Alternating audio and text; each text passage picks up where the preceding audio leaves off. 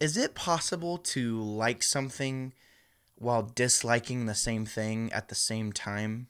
I don't know if it's that is that a thing. Place it, place it, place it, place it, place it, place it.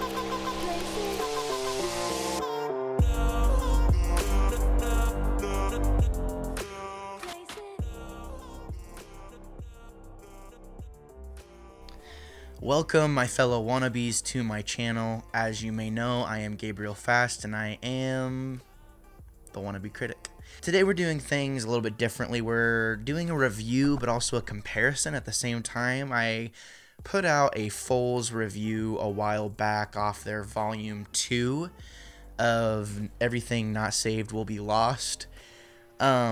Actually, it was the whole album. It was Volume 1 and 2, part 1 and part 2, excuse me. And that video actually gained more attention than I thought it was going to. I just thought it would be good practice to put a video out like that. But it actually gained some traction. I got some requests on it, and I got some feedback on it. So what we're doing is we're reviewing an earlier album by Foals while comparing it to their newest album. So what I thought I'd do is we're going to look at their first debut album and kind of talk through it and kind of compare it to their newest album, Everything Not Saved Will Be Lost. I just want to come out and say that I really, really like this album, actually. It's called Antidotes. It's Foals' debut. I listened to the extended edition with bonus tracks on it. I was reading comics while I was listening to it, and I did enjoy it. It just felt very samey. It doesn't take away from the goodness or the good parts of it, but I mean, it definitely had a distinct vibe and a distinct sound. Kind of like whenever an album just feels like one giant jam session or one giant song. It's kind of how this felt, honestly, to me. Nothing really super duper stood out to me on just the main album itself. One of the bonus tracks on the deluxe edition, I think it's called Tron. I actually really liked that song. That song stuck out to me the most, so I guess you could put that as the key track of this album. But the whole thing before that, the first 10 songs or 11 songs or whatever, it just didn't really make a huge impact on me. It makes a lot of sense for Volume 1 and where Volume 1 is coming from, especially if this is an earlier place that the band was in. You can definitely still hear the influences from this album are kind of stamped on the Volume 1, or Part 1, excuse me, of Everything Not Saved Will Be Lost.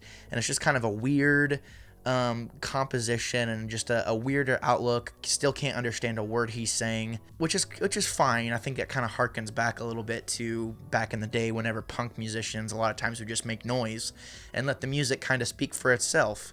It's definitely a weirder style of music. Kind of reminds me of something you might hear out of the local natives, or, I mean, I'm getting like the XX vibes and things like that. The very different style of music and storytelling. I think they're really trying to paint a picture or tell a story with their music that they've made on this first record. The fact that it is kind of samey and kind of sounds like one giant song, it doesn't take away from how talented the band actually is and how tight they are, especially on a debut album.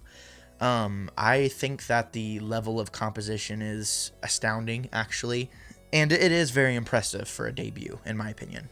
You can definitely hear, like, psychedelic vibes on this record. You can hear a lot of the indie music that was popular at the time and the music that kind of was making a big impact on the indie scene back in the day. This album came out in 2008, I had to check. But it kind of reminds me of, like, I don't know, might have had a similar impact as to something like what the Arcade Fire would have, put out, or maybe even a band like Local Natives. I think I mentioned that before. Just sort of a different type of vibe of indie music. And I mean, there's a handful of other bands. I mean, there's dozens of other bands that were kind of making an imprint on the indie scene around that time anyways.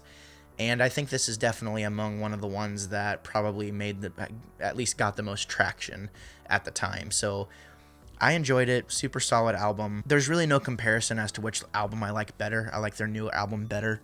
I'll probably never listen to this album again, to be honest with you.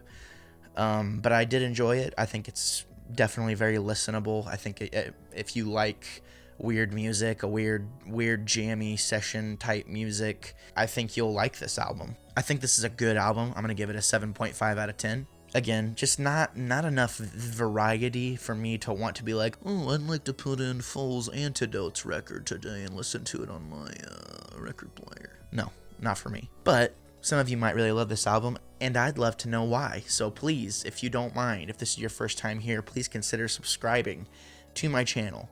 Comment, slap like, subscribe, ring that bell if you do decide to subscribe, and I will notify you every single time I post a video. I really, really appreciate you taking time to prepare yourself for a plethora of hot takes and potentially unpopular opinions. I'm Gabriel Fast. I will always be the wannabe critic.